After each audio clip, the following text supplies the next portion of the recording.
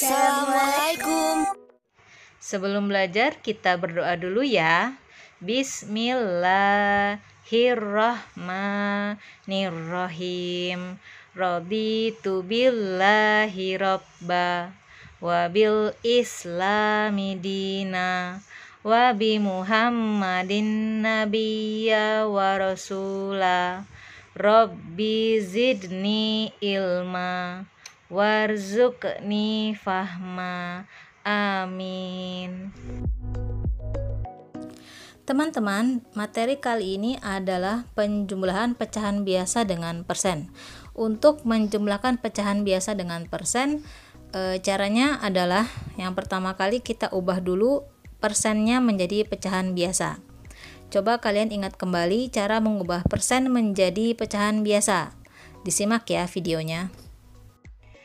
Baiklah, jadi untuk menjumlahkan pecahan biasa dengan persen, kita harus mengubah persennya terlebih dahulu menjadi pecahan biasa.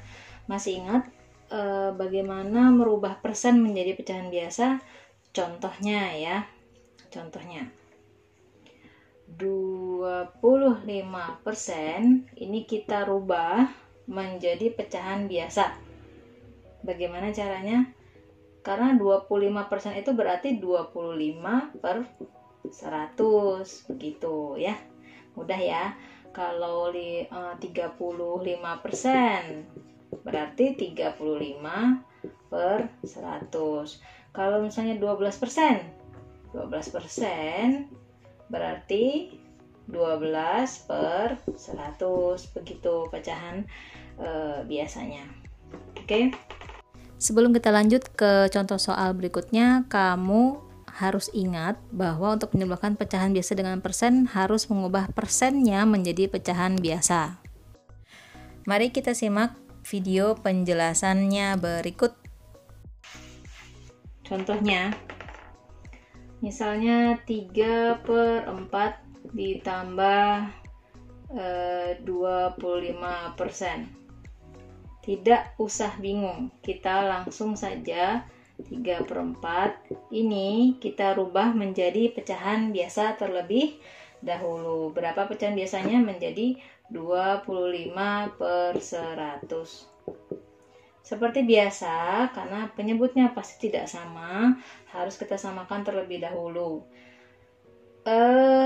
Kalau misalnya kamu mau buat ini 400 penyebutnya, boleh ya, tapi karena saya tidak mau seperti itu karena nanti hasilnya akan banyak ya, jadi saya ngambil KPK-nya.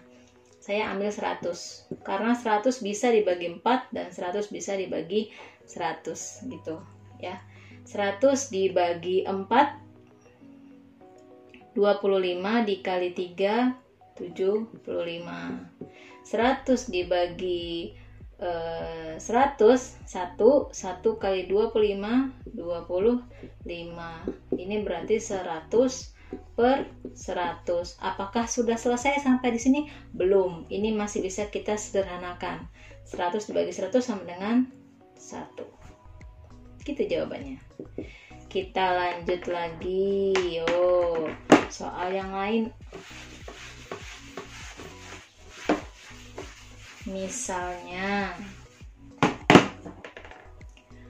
2/6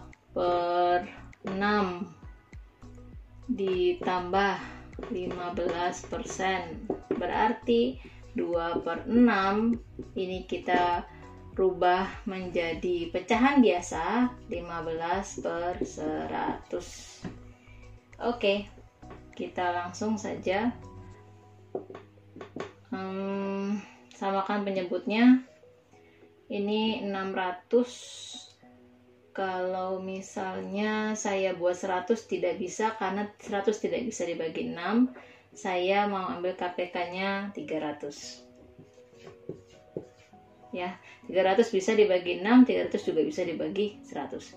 300 dibagi 6. Ini bingung gak ya? Takut bingung.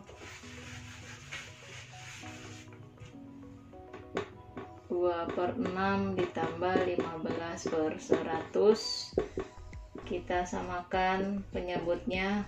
Saya ambil KPK-nya 300 dibagi 6 dikali 2, 50 dikali 2, 100.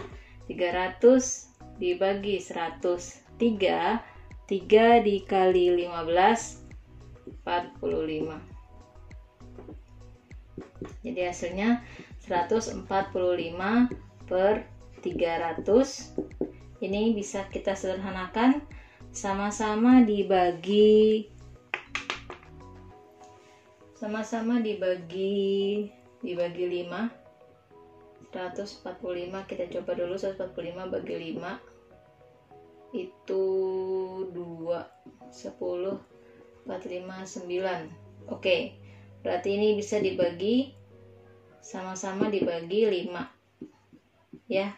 29 per 60. Apakah ini bisa disederhanakan lagi? Tidak bisa, karena 29 adalah bilangan prima yang tidak bisa dibagi selain bilangan itu sendiri.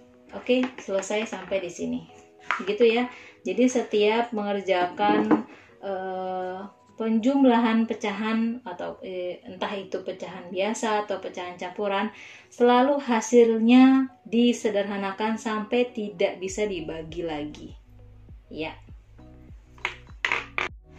Semoga teman-teman paham ya dengan penjelasan tadi.